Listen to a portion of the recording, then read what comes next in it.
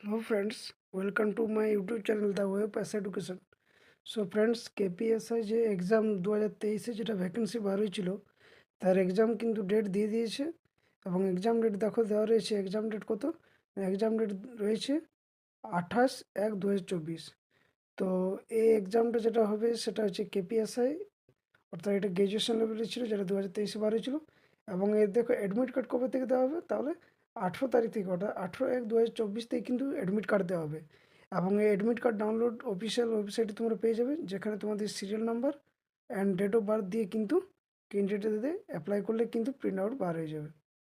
তো তোমরা ভালো করে প্রিপারেশন নাও, যেহেতু হাতে আর খুব কম সময়, যেহেতু আর 16 তারিখ হয়ে গেছে অলরেডি। তো হাতে খুব কম সময় থাকার জন্য তোমরা প্রিপারেশন ভালো করে নাও এবং ভালো করে এক্সাম দাও। এবং 18 তারিখের মধ্যে তোমরা কিন্তু অ্যাডমিট কার্ডটা ডাউনলোড করে নেবে। সো এইটুকুই তোমাদের ইনফরমেশান দেওয়া ছিল।